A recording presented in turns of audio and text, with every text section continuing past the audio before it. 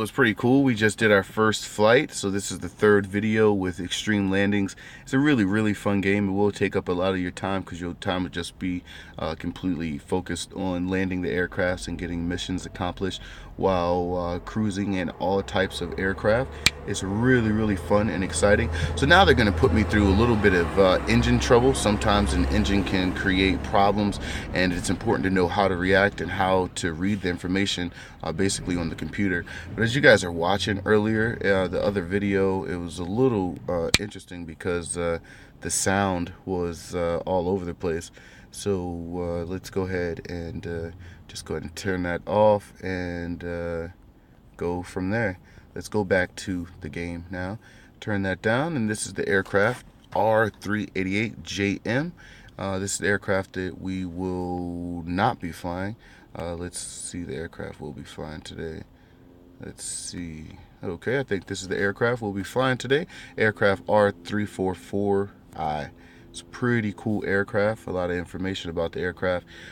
Basically, it's 17 feet tall. Wingspan is 61 meters. Pretty big jet airliner. 4-engine, long range, wide body. There's 2 crew members in the cockpit. Civil aircraft 4330 PAX. The range is 13,000 kilometers. Pretty interesting. That's a great flight miles. And so we'll go back to the career, and we're going to go through engine trouble. So engine trouble, sometimes happens on aircrafts. It's not often in actual aviation. Throughout the game, you will be tested on different skill sets.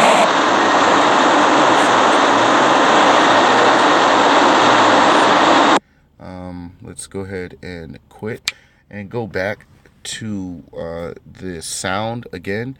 You don't want a lot of sound when you're recording because then there'll be a lot of noise in the background. And so we're going to go ahead and turn everything off just for the purpose of those who are interested in watching some of these simulations. If you'll notice this dot right here on the screen that I'm circling right here, if you'll follow that throughout the game, you can see some of the panels that I'll be using for the controls in the cockpit. So let's have some fun. Extreme landing. It's a lot of fun. You can choose airports with actual GPS around the country. It's all around interesting. You can land at an airport close to your area. It's really great. All right, so here we go. What was that? Did you hear that? It seemed to come from the engine.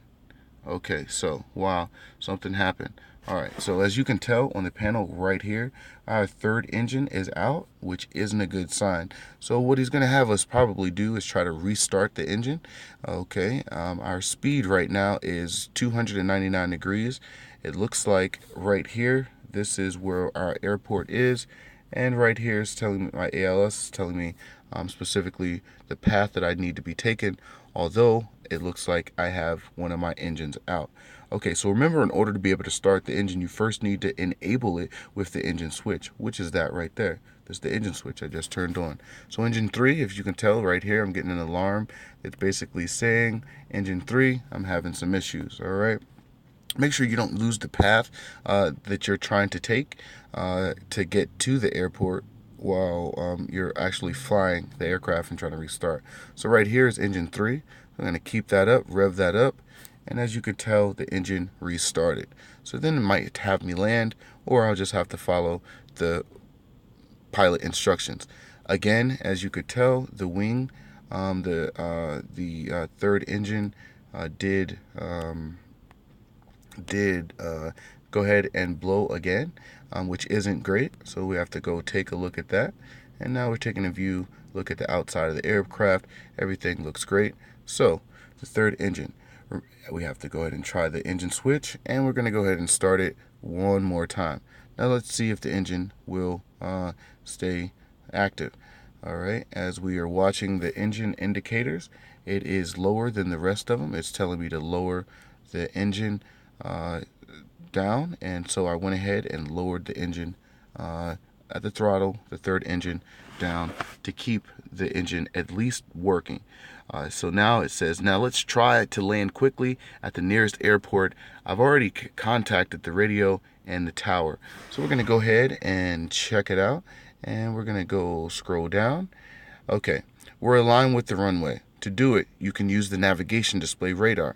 The navigation display radar is right here. If you'll take a look at the navigation display radar, you'll see that there is a green arrow. Keep in mind your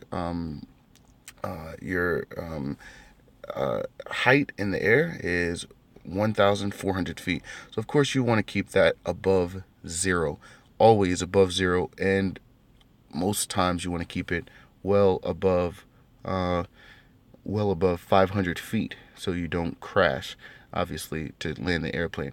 So as you can tell, I'm trying to line up my airplane, which is right where this white circle is. That yellow is the airplane. This green that I'm circling is actually the airport. So what I want to go ahead and do is try to get down to 500 feet because we see that the airport, what I'm circling right here, is 5.5 miles away. So when you're at 1 mile away, you should at least be 1,000 feet. When you're at 0.5 miles away, you should at least be at 500 feet, which is common to, it's very important that you retain this information throughout the game. But right now we're going through some basic information. I just gave you some extended information about some situations that you need to make sure is relevant to your height and distance from the airport.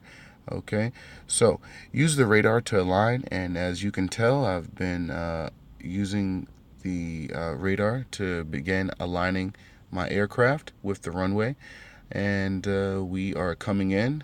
I am 4 miles away, flying at 500 feet, which is right where I want to be in the event I was going to be landing soon. Obviously, I want to keep my height above 500 if possible. And if you guys can tell, I am 3 miles away from the airport. As you can see, my distance from the airport right there. And of course, you want to use the radar to align the runway, and you want to land as soon as possible. And don't feel comfortable with that engine. The pilot says he doesn't feel comfortable with that engine. Obviously, I don't either. So I am way off base because I've been running my damn mouth, not looking at all the other tools, instruments I've been trained to use previously. So me training you guys with these training simulations is pretty interesting. So I'm just going to try to get back on path so I can land the aircraft, and then I will show you guys how I put down my engine gears. I'll show you guys how I did it, and I'll go from there. I haven't flew in a very long time. I need to get it together. You guys see this? It's not so great. So here we are for our first landing after engine trouble, and of course it did look pretty rocky coming in. It didn't look like it'd be a pretty good landing because I was running my mouth and I didn't get an opportunity to and go ahead and reverse, put back your speed brake on, and go ahead, this what I'm circling, reverse your throttles to come to a complete stop. The pilot said, "Great, we have landed. Now repeat the same procedure to stop, throttle on minimum, and use the brakes." So we went ahead and did that. It looked really rocky at first when I was coming in because I was running my mouth and going over some basic stuff. It looked a little rocky, but now you can see the aircraft. We've landed successfully, and basically I'm going to do a rerun of some of the path that I took while having engine trouble. Of course, I wasn't on the right path because I was talking, but you can see the green lines, the green rectangles up at in the first video I showed you. You can see the green rectangles that you are supposed to be flying through, which is called the flight path. And once you get into the hang of how to land the aircraft, of course you don't need to necessarily use the flight paths because you know how to land the aircraft, and you could take it upon yourself to land it the best way you know possible. So of course with me here, it did look really rocky when I was originally, this is a replay of the video, it looked really rocky with me coming in to land. It didn't look like I was going to be landing the aircraft pretty well. But as you can tell throughout the replay, it's really, really it's not as bad as it actually felt in the cockpit. So here we go. It looked much worse in the cockpit, but once you're actually in watching the what recorded version of the airplane landing, it's much more controlled. While you're in the actual cockpit in the process of landing, it does look much more difficult than it actually is. And as you can see, these squares right here were basically supposed to be flying through, and of course I wasn't using the complete flight path because I was again running my mouth. So here it is, the plane coming in for a nice landing, and that is me in full control of the aircraft, and it looks like we'll have a really clean, smooth landing there. It came down, not much smoke coming out, and that was the first landing with the third engine being in trouble. So I hope you guys enjoy my tutorials on extreme landing, and for those people who are really into aviation and don't think they'll ever have an opportunity to fly in the sky, they may play this game and find it of great fun and excitement. I actually really love this game. It's fun.